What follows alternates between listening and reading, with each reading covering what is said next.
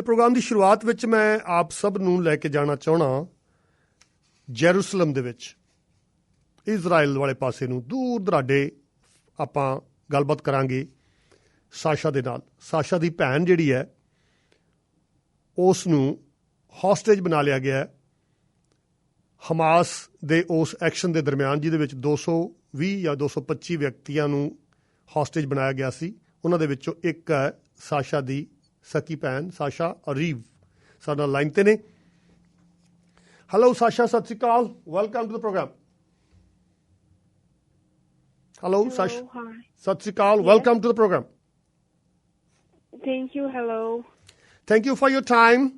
And kindly let us know very briefly, Sasha, where was your sister when she was taken as a hostage by the Hamas people? Where was she and what she was doing? Okay, so my sister, Karina, she's 19. She was in the kibbutz of Nahal Oz on the 7th of October, and she was taken from there at the same day by the terrorists who raided the kibbutz. She was all by herself, or she was in a group, or she was part of a celebration? What was she doing? She were a part of girls that were near the kibbutz, and they were in the bomb shelter when all the missiles started to be fired towards Israel. Sasha, my second question is, was there any security? Why I didn't hear any news about people opposing Hamas? Wasn't there any security present at that time? No, there were no security, and the few soldiers who were around the kibbutz, they didn't have enough weapons and armory to stand and protect themselves from the terrorists. So practically no security. Were you there as well, somewhere close by? No, I was at my home at Jerusalem, at the center of Israel. She is your younger sister, right? Yes, she's my younger sister, and she called me on that day to say that she is in the bomb shelter, and she practically called to say goodbye.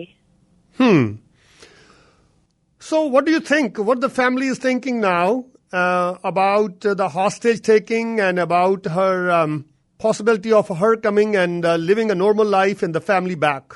Are there any expectations? What do you think now? So it is the third week of the war here in Israel, and we haven't heard anything about my sister, we didn't receive any sign of life. We only know she's being held hostage in Gaza, and all we want is to believe that our government and other governments in the world are doing their best and are taking action to release our hostages without any distinguishing of women from children, soldiers from civilians. We just want them back as soon as possible. How old are you, Sasha? I'm 24. 24. So I just want to know about your views about the conflict, overall conflict, which is decades old. Do you have any idea about the possible solution, if there is any? Well, since I remember myself, there is this conflict that occurs in the Middle East, and I think that the solution is that both sides will remember that it is not about religion or political aspects or military aspects. It is about human beings. And I think if people will remember that they're being human beings on Earth, everything will resolve by itself. Do you have some friends from Palestine as well? Palestinians, you have some friends in your class or at your workplace or somewhere. Do you have those friends? No? Yes, we have Israeli Arab friends that live among us and we work together. Sure, yes. But how is the relationship between the normal peace-loving Palestinians or normal peace-loving Israelis, the ones who are not at all bothered about the conflict? That relationship I'm talking about, is it very casual, just like a normal one? Yes, it is very normal because we do not distinguish between people. We are friends and we are human beings who want to just be and exist in peace. And even the Palestinians and other people, they are hostages in some way of the terror organizations around the world, as our citizens and soldiers who are held hostage there. Sasha, let me know your own personal views about the way they took hostages and the way they are releasing one by one. I think they already released 4 of them. A day before yesterday, they released some old ladies. Is this a good thing that gives you a reason to believe that your sister will be back someday? It is giving us the hope that maybe my sister, among other hostages, will be released soon, but it is a roller coaster of emotions, and we must not forget what these murderous people did here on the 7th of October, and are doing still, that they slaughtered innocent people and innocent children and babies in their own beds, that they beheaded a pregnant mother and took out from her stomach her unborn child and killed him and beheaded him too. So we must not be mistaken. There is evil here, and it is ruled by the terror organization, and they're trying to save their reputation, and maybe they want to seem humane, but they are not human, not the terror organization. They chose the path of evil, and the world must stand and oppose these actions. And some people, Sasha, say that, of course, we can agree with you that Hamas is evil, but whatever Hamas did is condemnable, and they should be punished for that. But what Israel is trying to do now, and Israel has a plan in a very big scale, which is not, which hasn't begun yet.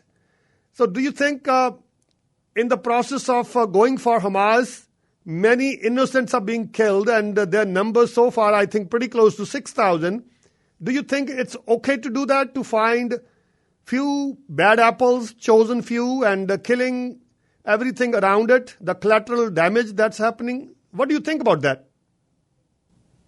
Well, I'm no military person or a politician, and all I know is that we are families of hostages and missing people, want them home, first priority. We do not think currently about any operations or military actions. We only want our government and others to do everything to bring our hostages back home, and after they're here alive with us, the government may continue everything they want to do with the other governments, but I'm a woman of peace. I do not want anyone to suffer, any innocent people in both sides. Very much understandable, and appreciate that you are speaking your mind out. But as we know that we heard about tunnels, we heard about some secret places that probably Hamas is hiding those hostages, and some experts are saying that if Israel goes on the land finding those hostages, chances are that they're going to kill those as well. Of course, Israel is very powerful. They will destroy the tunnels, they will destroy everything over there, but those hostages will get killed as well. Do you think it's a reasonable price that Israel can pay for that? I do not think that there is a price for this, because human life is priceless. I don't think any human life should be sacrificed in this war. I don't want this war to happen, and I want that everyone will focus on the human beings of ours and other sides to be released. And I have the full, hope that our government knows what to do, as they are the ones who are politicians and military men. Like you mentioned that you're a peace-loving person, God-fearing person, you love justice should be done. Where do you think the possible, real, amicable solution resides? Where is that solution? Is it with the interference of the neighboring countries? Is it with the help of, United States, America, Canada, all those countries? They can help finding some common ground so that there shouldn't be a loss of life, especially loss of innocent lives. But your sister must come home. She is very dear to you. She is very dear to the family. She doesn't deserve to die. And similarly, the response or the action that Israel is planning to do on the ground, it should be proportionate. Some people don't even like this word, proportionate. They think Hamas needs to die, and they think that they need to do whatever to fix Hamas. Well, it's one of the big questions you're asking here, and I think that everyone from the remotest point on planet Earth to the biggest powerful nation, everyone must not be silent. Everyone should take action and be our voice out there in the world, and everyone must do whatever they can to stop this war, and to claim that we want peace and we want our people to be alive and others. We won't do anything, but we want our people back. And I think we need to put on pressure about this. We can still save them. I fully agree with you that it's not time to be quiet. It's time to speak out. It's time to speak loud. Lastly, my last question, or I want to give you a chance to appeal to our Prime Minister, Justin Trudeau. What would you like to tell him and tell other heads of the state? What's their role to fulfill your dreams that your sister should come back home? Do you have anything? Because our Canadian Prime Minister, Justin Trudeau, let's assume that he's listening to you. What would you like to tell him? How can he be helpful? How can us, the Canadians, are helpful? All the people, I do not wish that for anyone in the world, that feeling that a beloved person of yours is being somewhere held hostage and you don't know anything about him. And I want to address everyone, the government, that they need to take action, not to forget us. Don't forget my sister's name, Karina. We need everyone to stand with us and with other families, and the primary thing must be releasing the human beings, the innocent children there, the innocent souls, and people can do it with putting on pressure on the terror organization and stopping all this genocide that is going on. Sasha, I'll pray for your sister. I'll pray for all the hostages.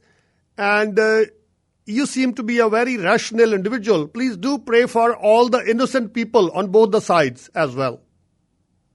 Sure. Thank you very much for the opportunity to speak. Thank you. Sasha Arif, ਉਹਨਾਂ ਦੀ ਆਵਾਜ਼ ਤੁਸੀਂ ਸੁਣੀ ਹੈ, ਉਹਨਾਂ ਦੀ ਇਲਤਜ਼ਾ, ਉਹਨਾਂ ਦੀ ਬੇਨਤੀ, ਉਹਨਾਂ ਦੀਆਂ ਇਸ ਵੇਲੇ ਮੁਸ਼ਕਿਲ ਦੀਆਂ ਘੜੀ ਦੀਆਂ ਜਿਹੜੀਆਂ ਭਾਵਨਾਵਾਂ ਤੋਂ ਤੁਸੀਂ ਜਾਣੂ ਹੋਏ ਹੋ। ਆਮ ਲੋਕਾਂ ਦੇ ਮਨ 'ਚ ਇੰਨੀ ਕੜੱਤਨ ਨਹੀਂ ਹੁੰਦੀ ਆਮ ਲੋਕੀ ਤਾਂ ਭਲਾ ਲੋਚਦੇ ਨੇ, ਪਰ ਜਦੋਂ ਕਿਸੇ ਦਾ ਨਿੱਜੀ ਤੌਰ 'ਤੇ ਨੁਕਸਾਨ ਹੁੰਦਾ, ਕਿਸੇ ਦੀ ਜਿਵੇਂ ਘਰ ਦਾ ਕੋਈ ਜੀਅ ਨੁਕਸਾਨਿਆ ਜਾਵੇ ਜਾਂ ਇਸ ਮੁਸ਼ਕਿਲ ਦੇ ਵਿੱਚ ਪੈ ਜਾਵੇ, ਤਾਂ ਫਿਰ ਉਹਨਾਂ ਕੋਲੋਂ ਸ਼ਾਂਤੀ ਦੀ ਆਸ, ਸ਼ਾਂਤੀ ਦੀਆਂ ਗੱਲਾਂ ਬਾਤਾਂ ਕਰਨੀਆਂ ਕਈ ਵਾਰੀ ਔਖੀਆਂ ਹੁੰਦੀਆਂ ਨੇ। ਪਰ Sasha did a really good job.